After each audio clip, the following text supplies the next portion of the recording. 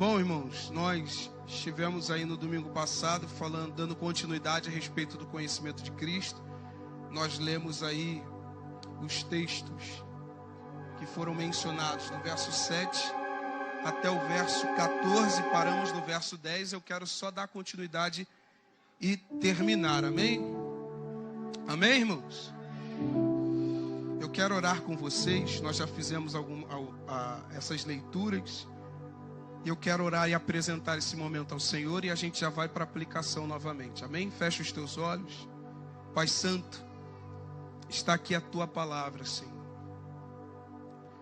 Que ela cumpra o propósito para o que ela foi instituída pelo Senhor. Que o Senhor fale com a tua igreja, Senhor. Ela é tua, esse povo é teu. Que o Senhor receba toda a glória para si, toda a honra, Senhor Jesus. Por isso nós te apresentamos, ó Pai. E que o Senhor possa repreender a Satanás. Não permita que ele venha roubar a semente lançada em nossos corações. Mas que o Senhor o repreenda, ó Pai. Mais uma vez nós te pedimos. Em nome do Senhor Jesus. Amém. E graças a Deus.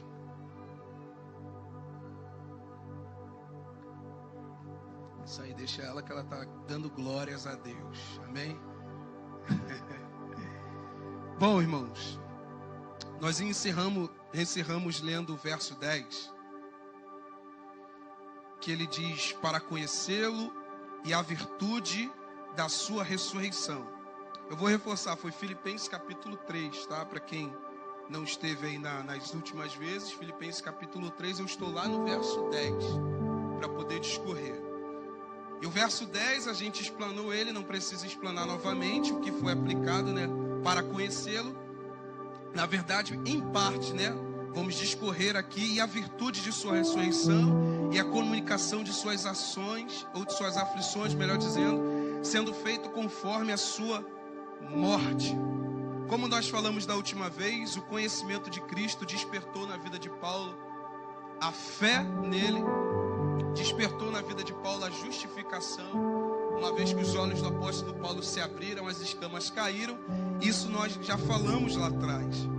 E existe uma outra coisa que a gente pode aprender aqui no verso 10 e já ir para o verso 11 para o término. Paulo também fala: e o poder da ressurreição.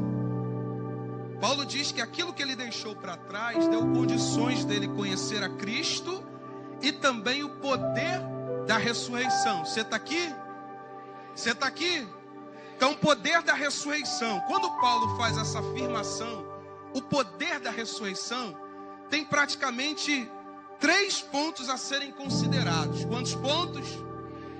O primeiro, esse poder está focado na nossa conversão. Quando ele fala do poder da ressurreição, ele está falando da capacidade, do impacto do poder da ressurreição de Cristo compartilhado à nossa vida.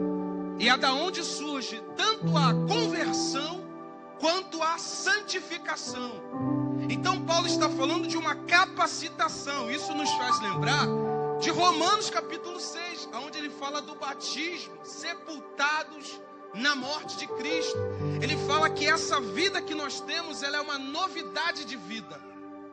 Uma vez que os nossos olhos se abrem, nós entendemos e conhecemos a Cristo, isso também nos dá uma condição, Lucas, de chegarmos a desfrutar do poder da ressurreição.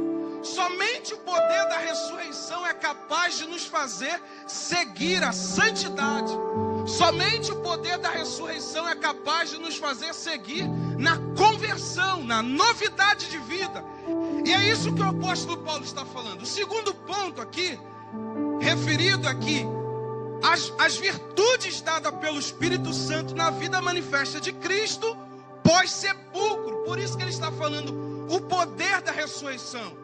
Porque uma vez que Cristo ressuscitou dos mortos, nos foi compartilhado uma nova natureza. E a pessoa do Espírito Santo é quem age nessa nova natureza. É quem nos traz os benefícios de uma pessoa espiritual. Você vai ver que o próprio apóstolo Paulo, ele traz uma ênfase a respeito do fruto do Espírito. Porque o o agente. E é esse mesmo Espírito que traz a nossa convicção de que nós somos filhos de Deus. Por isso que quando recebemos esse Espírito, ele é o mesmo Espírito que nos dá a condição de dizer Abba, que quer dizer Pai.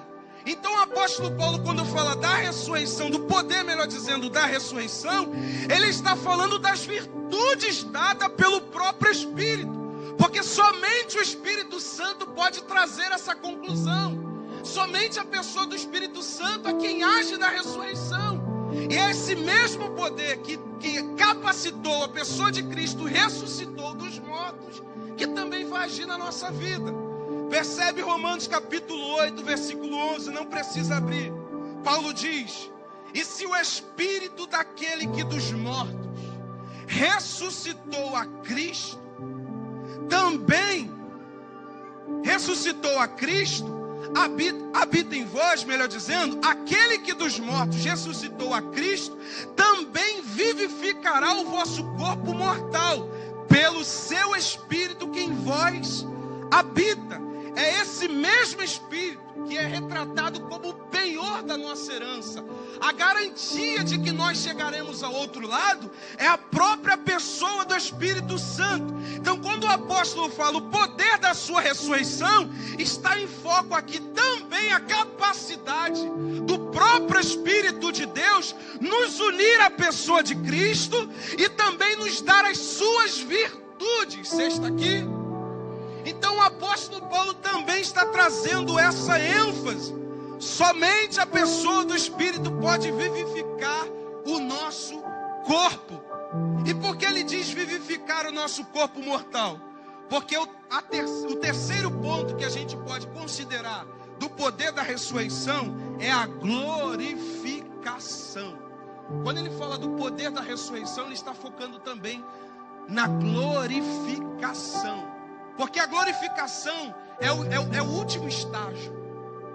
Nós estamos no processo em santidade rumo à glorificação.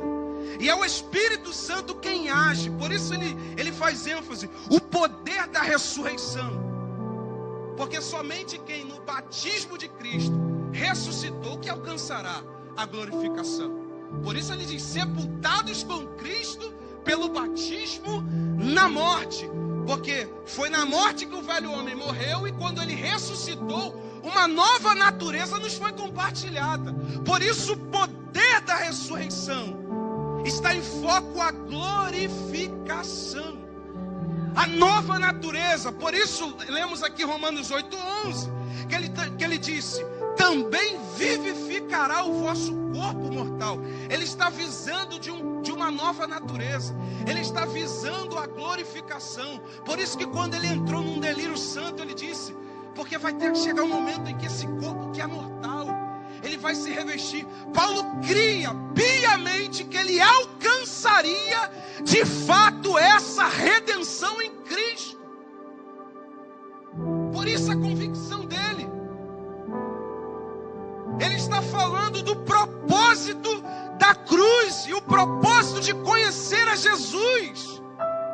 Importa para nós que desejamos a Cristo Jesus pensarmos na vida do porvir, pensarmos na glorificação, ansiarmos com dores, espernearmos, aguardando ansiosamente a redenção. E essa é a nossa luta contra o pecado. Mas somente o poder da ressurreição será capaz de nos glorificar juntamente com a pessoa de Cristo. E essa glorificação está também em conformidade com a participação nos seus sofrimentos. Porque todas as vezes que Paulo falava de sofrimento, o sofrimento de Cristo, ele deixava um contexto voltado para a glorificação. Se é certo que com ele padecemos, é certo que também, leia Romanos e você vai ver ele afirmando isso, seremos glorificados. Então, de alguma maneira, o apóstolo Paulo via a glorificação juntamente com o sofrimento. Era como se o apóstolo Paulo, ele entrasse numa conformidade de que a glorificação estava presa nos sofrimentos de Cristo. Filipenses, capítulo 1, no verso 9. Olha o que diz. Porque a vós foi concedida em relação a Cristo, não somente crer. Oi? Coloca aqui, irmãos, para a gente ler isso aqui. Porque se a glorificação não tiver nenhuma conformidade com o sofrimento da pessoa de Cristo, então rasga isso aqui, irmãos. Se só for, eu tô aqui, cheguei aqui, tá tudo certo. Abre aqui Filipenses capítulo 1, versículo 29.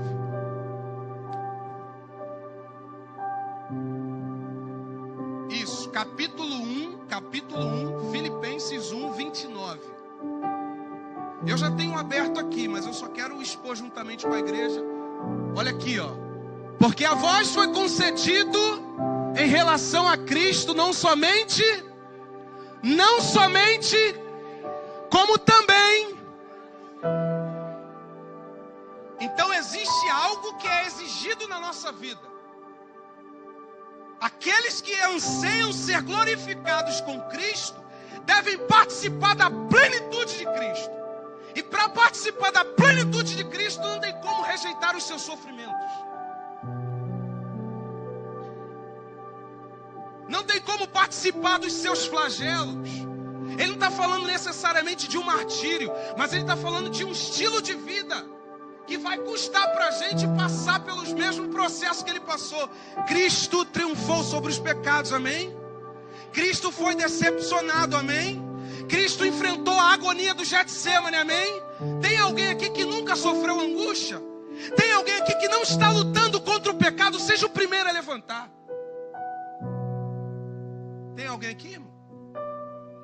Por isso que Jesus disse, na luta contra o pecado, vocês ainda não foram ao extremo, ao ponto de derramar o próprio sangue. Então por que nós sofremos isso tudo? Porque importa que aqueles que são plantados segundo a sua morte, também sejam plantados segundo a sua ressurreição. Então você vai passar pelos flagelos de vez em quando. De vez em quando na mesa vai ter um Judas. De vez em quando vai ter alguém que vai negar. De vez em quando vai ter alguém que vai trair você. De vez em quando vai ter alguém olhando para você. Mata ele, porque esse evangelho que ele traz é contra os princípios culturais da época. Será que a gente consegue imaginar isso? Que a pessoa de Cristo é uma contrariedade ao sistema. Irmãos, leia a Bíblia. A pessoa de Jesus confrontou o sistema de Roma, confrontou o sistema da época. Cristo era uma pedra no sapato de Roma. Pergunta se os judeus creem na pessoa de Jesus. É o reflexo. E a gente vai chegar com eu vim pela graça e está tudo certo, não vou passar nada. Vai vendo, irmão. Duvido que você não vai ser decepcionado um dia. Então sabe essa pressão que você enfrenta de lutar contra o pecado? Cristo enfrentou e triunfou para que nós tivéssemos a capacidade de também triunfar através dele sobre o pecado. Por isso que só se tem uma liberdade a partir do Espírito de Deus. Quem não prova a vida espiritual continua sendo escravo do pecado. A única forma de sermos livres do pecado é diante da pessoa do Espírito Santo de Deus, que foi nos dada quando Cristo disse, se eu não for, ele não vem, mas quando ele vier, ele estará com vocês até a consumação dos séculos. Então se tem um agente que nos capacita a lutar contra o pecado, vencer, sair das garras do pecado, triunfar sobre principados e potestades, é o Senhor Jesus. Aleluia. Então nós estamos aqui falando de marcas. Olha como que Paulo falava, se alguém acha que o que eu prego, o que eu vivo é uma reprovação, então dá uma olhada para o meu corpo. Você esteve desamparado? Eu muitas vezes. Quando ele fala a respeito disso, ele está falando, eu carrego no meu corpo, eu tenho marcas. Marcas do que o Evangelho trouxe e fez comigo. o sofrimento, de alguma forma, na perspectiva do apóstolo Paulo, tinha uma conformidade com a glorificação. Então, aqueles que passam por os embates, é luta aqui, mas quando chegar aquele dia, e vai chegar, e eu tô doido para isso acontecer. Não é, você está rotando santidade, não. Você quer ficar nesse mundo, esse mundo está caído. Esse mundo aguarda a redenção. Até a terra está gritando. Onde estão os filhos de Deus? Os que anseiam por Deus, os que estão desesperados pelos céus. Porque não tem mais nada nesse mundo para a gente descobrir, a não ser a volta do Cordeiro de Deus. Olha para o teu irmão e fala: ansei por isso. Porque se a sua vida não se resumir a isso, ela não presta mais.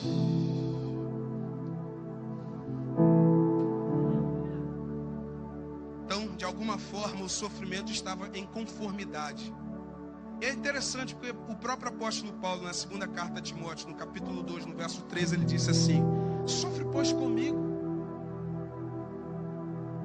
as o que? As aflições, como o que? Como um bom soldado de Cristo.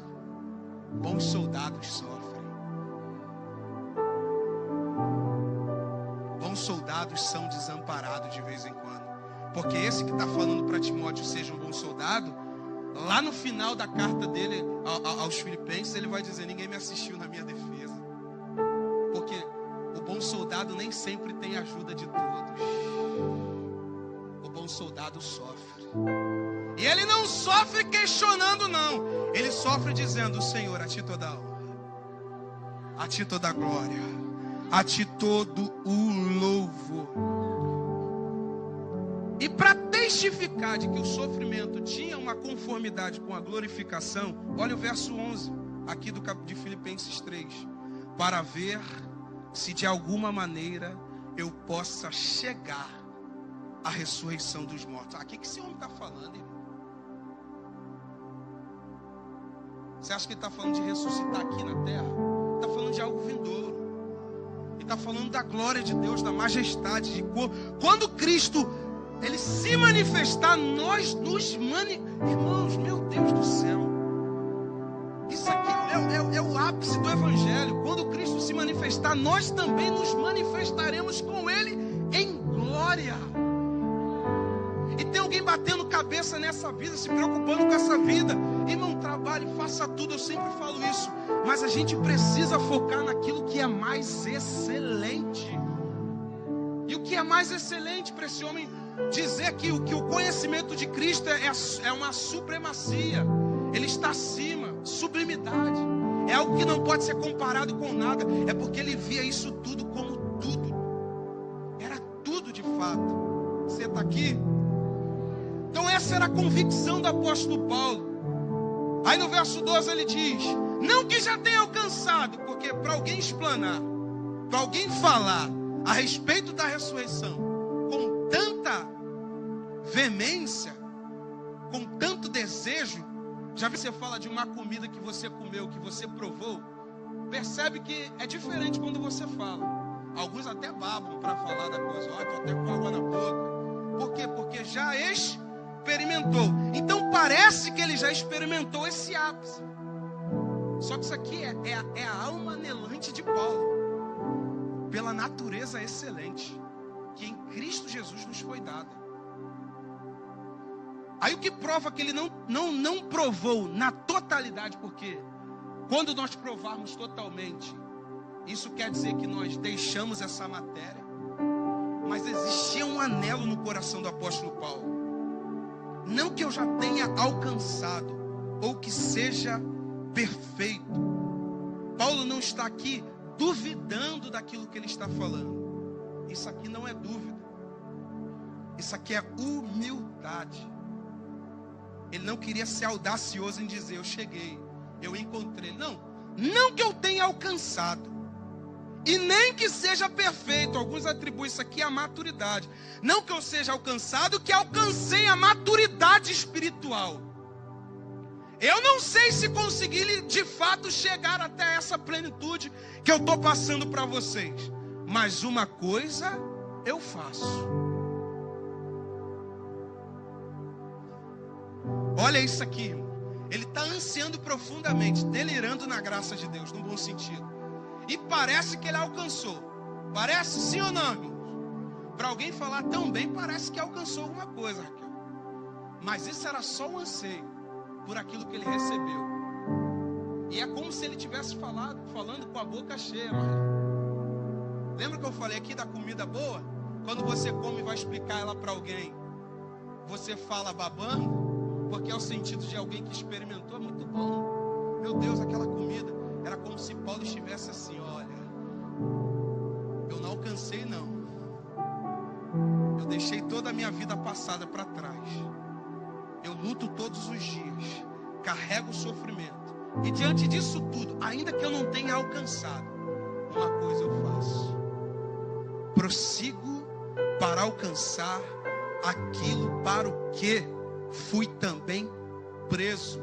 Em outras traduções, fui também alcançado por Cristo Jesus. Paulo aqui está refletindo também naquilo que aconteceu em Atos, capítulo 9.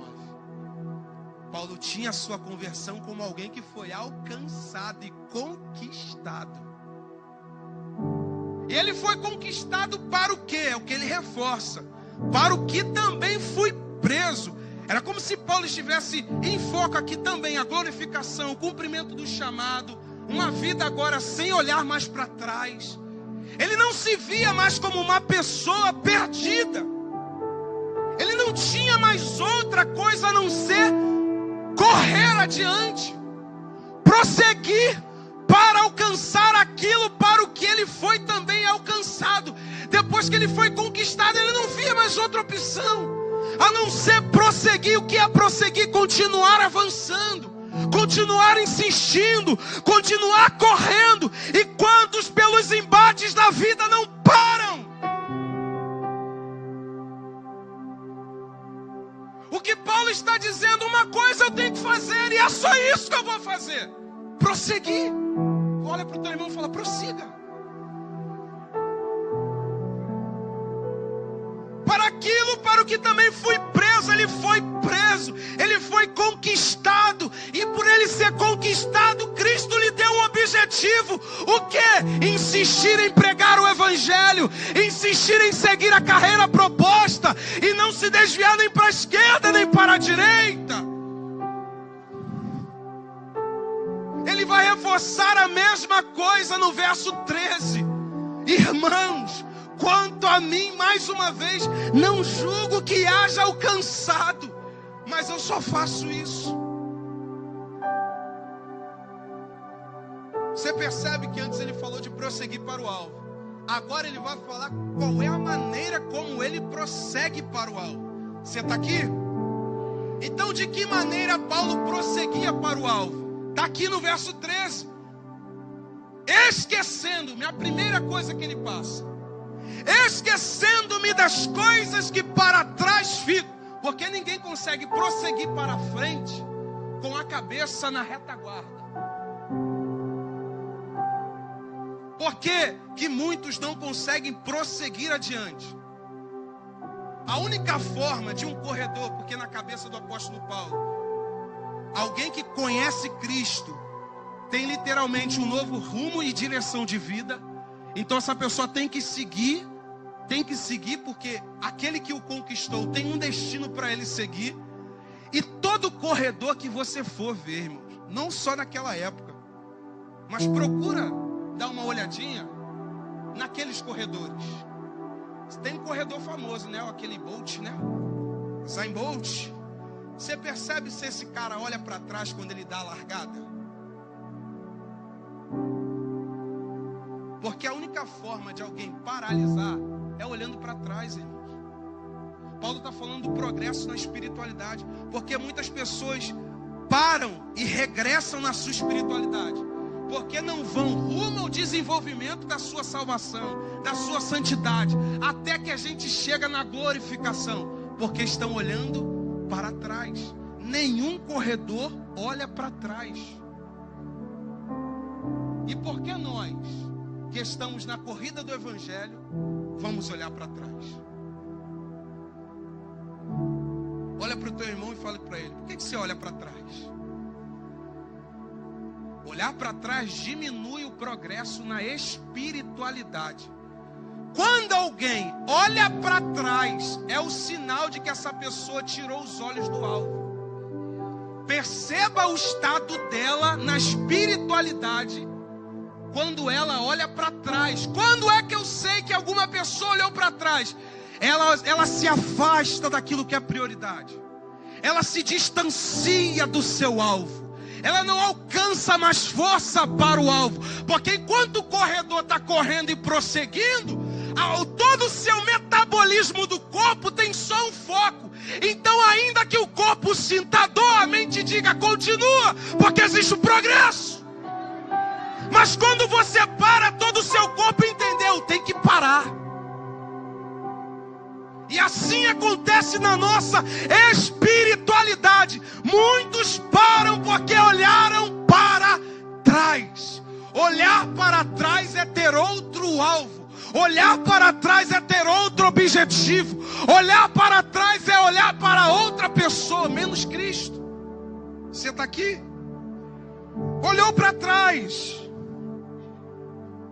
É preciso seguir adiante. E olha, ele diz: não julgo ter alcançado. Sabe o que é isso aqui? Eu ainda assim estou insatisfeito. Eu só vou me satisfazer quando eu chegar.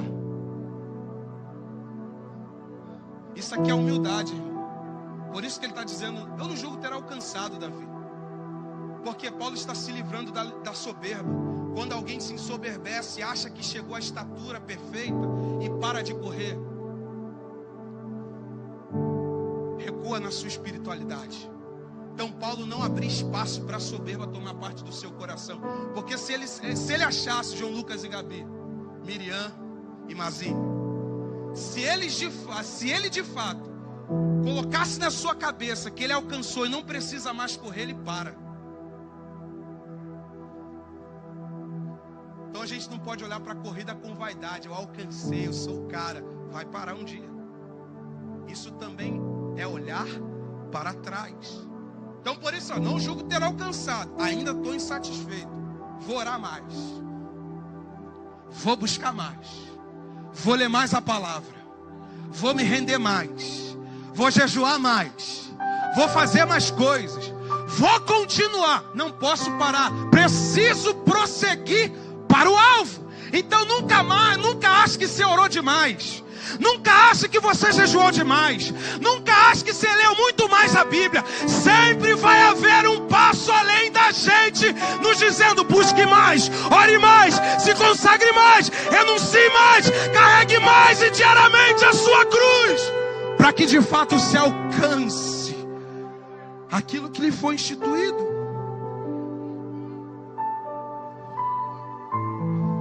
Olhar para trás é diminuir o percurso da espiritualidade. Olha, para uma pessoa que se abstém das coisas e passa a orar 3 vezes ao dia, como o Daniel, se ele parar de orar 3 vezes ao dia, vai chegar um tempo que ele vai orar somente um dia, ou uma parte do dia. Vai chegar um momento que ele não vai orar em nenhum momento. Porque a gente não pode se conformar. Sempre a gente pode dar mais. Talvez você: eu oro 8 horas por dia. Glória a Deus pela sua vida. Não é mais. Tiveram homens que oraram muito mais do que isso. Você está vendo? Nunca tem que ser o suficiente. Porque quando a gente achar que alcançou o suficiente, a gente estagna. E estagnação, irmãos, é como você tomar um café morno. É isso que a estagnação faz. Ela faz a gente recuar. Então, prossiga para o alvo. Ali diz: mas uma coisa faço, esquecendo-me das coisas que para trás ficam e avançando para as que estão diante de mim. Você já esqueceu o que está lá atrás, as coisas velhas se passaram, eis que tudo se fez novo. Então corra É o que ele está dizendo. Avance. Desenvolva.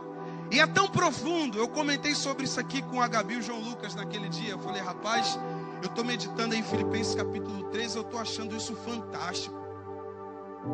Porque quando Paulo utiliza essa palavra aqui, avançando, talvez na sua consciência só está o sentido natural da palavra, avançar. Eu só estou insistindo, certo? É isso aqui. Só que quando a gente vai para o original do sentido de avançando, a gente fica perplexo, chocado. Porque quando Paulo diz, avançando para as coisas que estão diante de mim, ele está tendo a ideia de um corredor. Você já viu o corredor quando ele está posicionado para correr? Quantos já viram aqui essa cena? Então, é só você colocar um vídeo lá nas Olimpíadas. Antes de o cara dar a largada, ele está aqui, ó, posicionado. Esse pé de trás, pode ser o esquerdo, pode ser o direito. Esse pé de trás está fazendo uma força grande. A Aline está ali, ela é corredora. Faz assim, Aline. Louva a Deus pela sua vida. A Aline é corredora. A força, a pressão maior está nesse pé aqui, ó. E o corpo está totalmente vibrando para dar largada, porque é a perna que vai sustentar o percurso. Então, quando Paulo fala avançando, o sentido aqui é esticando-me. Esticando-me. E essa postura de se esticar é uma postura que está olhando para frente firmemente. É uma postura inclinada para frente. Eu tenho um alvo, o Binho está ali, com a câmera no centro. E o meu foco é chegar ali, porque alguém disse que quem chegar ali obterá um prêmio. Então o apóstolo Paulo, quando entra aqui avançando, ele está em foco na sua cabeça. Alguém que está se esticando com força. E o sentido de se esticar aqui é o violento esforço para frente. Pergunta para o teu irmão, você já se esforçou um dia nessa corrida? Porque o sentido aqui é de fazer um violento esforço para trás. Sim ou não? Sim? Não? O sentido é de fazer um violento esforço para frente. Porque geralmente só quem tem o final como sentido ou um sinal da vida faz todo esforço possível. Olha para o teu irmão e fala, você não se esforçou ainda nada.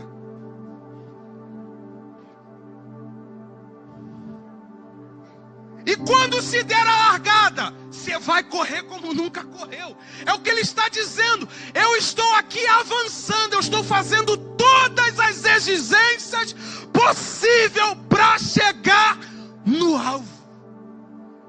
Eu preciso chegar lá. Eu preciso alcançar a redenção. Então se esforce mais. Lembra aquela canção antiga? Zadok, João.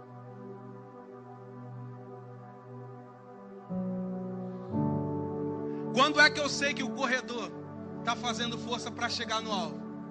Essa canção nos diz tudo, Felipe. Felipe e Amanda, louva a Deus pela vida de vocês aqui. Quanto tempo? Felipe me deu minha primeira Bíblia, irmãos. Eu sempre falo isso até hoje aqui na igreja.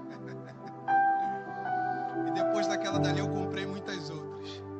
Mas lembra de uma canção que diz assim, ore um pouco mais. Se consagre um pouco mais. É o crente se esticando.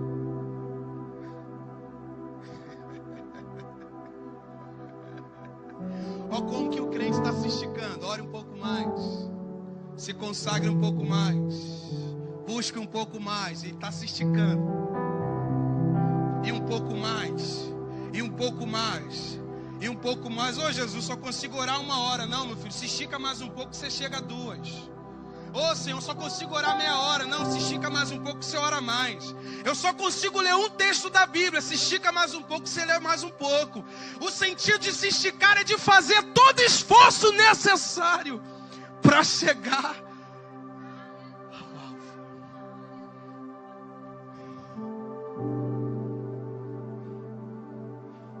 Você nunca mais vai se esquecer dessa cena. Todas as vezes que você estiver sofrendo um pouco mais, lembra do corredor se esticando. Todas as vezes que você achar, não, só eu que estou. Não. Todos os corredores precisam se esticar. Todos os corredores precisam de alguma coisa, fazer esforço necessário. Olha o que o autor aos Hebreus, eu não quero dizer que seja Paulo não, mas muitos afirmam que tudo indica que seja, né?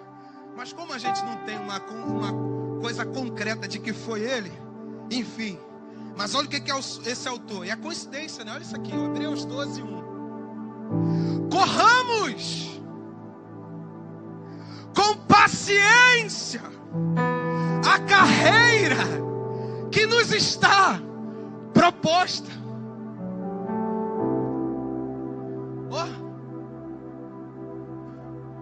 Corramos com paciência a carreira que nos está proposta. E você já viu como que a Bíblia nos diz que nós temos paciência? A tormenta, irmão, gera paciência no corredor. Eu estou sofrendo, pode sofrer mais um pouco, porque quanto mais sofrer, mais você se estica. Quanto mais você sofrer, mais você... Aí você, de repente, a batata começa a gritar. Não, você precisa continuar, porque tem uma coroa reservada para aquele que resiste. Tem uma coroa reservada para aquele que chega. E esse é um dos sentidos também. Esforço, diligência e resistência. Todo corredor precisa fazer o máximo de esforço necessário. É preciso ter esforço, é preciso ter diligência, é preciso ter resistência, senão você não chega. Vai tentar correr, irmão. Sai do papel e vai para a vida. Corre aqui, ó, vai daqui até a metade do Varandas. Você que nunca correu, você que deixou de correr, perceba a maneira como você vai correr. Parece que o coração vai sair da boca. Mas corre mais vezes o mesmo percurso. Irmão, eu estou ilustrando isso aqui, mas isso aqui é espiritual demais. Corre mais vezes o mesmo percurso. E você vai ver se você não vai terminar como um Usain Bolt, ou pelo menos alguém parecido, né? Teve uma vez que eu estava correndo, eu estava indo e a Aline já estava voltando. Eu falei, não está sentindo mais nada não, Jesus? Eu estou aqui já... meu Deus do céu, querendo parar. E ela passou igual um tiro. Isso é o reflexo daqueles irmãos que têm uma santidade assídua. Nossa, esse irmão ora muito, ele jejua muito. É porque ele fez isso várias vezes. Ele se esforçou e se exercitou várias vezes. E por ele fazer isso diversas vezes, orar 1 hora, jejuar 1 hora, orar 2 horas, orar 3 horas, ler a Bíblia 2 horas, já não pesa mais para ele. O dia se finda, ele continua correndo. O dia se finda, ele continua avançando. No outro dia acorda avançando de novo. No outro dia acorda se esticando de novo. E o próprio autor aos Hebreus, no capítulo 12, vai dizer, olhando para Jesus, o autor e consumador da nossa fé. Por isso ele não para. Olha para o teu irmão e fala, você aguenta correr mais um pouco. Corre mais. Desenvolve mais. Se esforça mais. Resista mais. Você está aqui? Verso 14 a gente encerra. Prossigo para o alvo. Pelo prêmio da vocação celestial, vocação do alto. Ele recebeu algo do alto. E o alvo aqui é sinal ou marca. Eu prossigo para o alvo. Pelo prêmio. Talvez Paulo estivesse falando aqui da coroa. Talvez Paulo estivesse falando aqui literalmente do seu galardão. Talvez ele estivesse falando aqui da própria glorificação em si. Mas esse cara tinha a vida espiritual como prêmio. E ele não parou de correr até que de fato ele chegasse. Ele morreu Não chegou ao ápice ainda, mas ele está aguardando o Senhor o evidenciar na sua manifestação em glória. Prossiga para o alvo. Não pare. Não desista. Existe ainda um percurso a ser considerado. Talvez você entrou aqui como um corredor que já correu um dia. Você foi como um Usain Bolt espiritual. Você entrou numa largada e correu. Mas chegou um momento que você olhou para trás.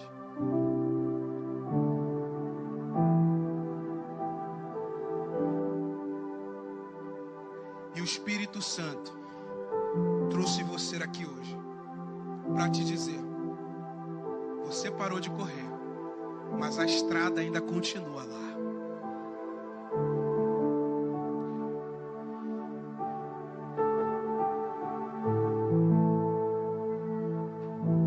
Você ainda consegue chegar lá do outro lado. Nós não podemos parar nessa caminhada. Precisamos fazer todo o esforço necessário para chegarmos rumo à eternidade. Olha para o teu irmão e diga isso no Espírito. A glorificação é logo ali.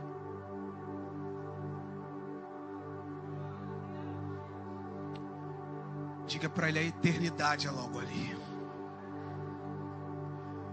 Resista mais um pouco. Insista mais um pouco.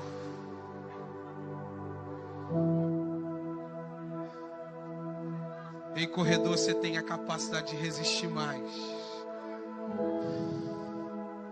Você tem a capacidade de correr mais. Se coloque de pé. Talvez você diga: nossa, você foi muito simples. A gente já desenrolou muito esse texto aqui lá atrás. E nós somos fiéis àquilo que a gente apresenta.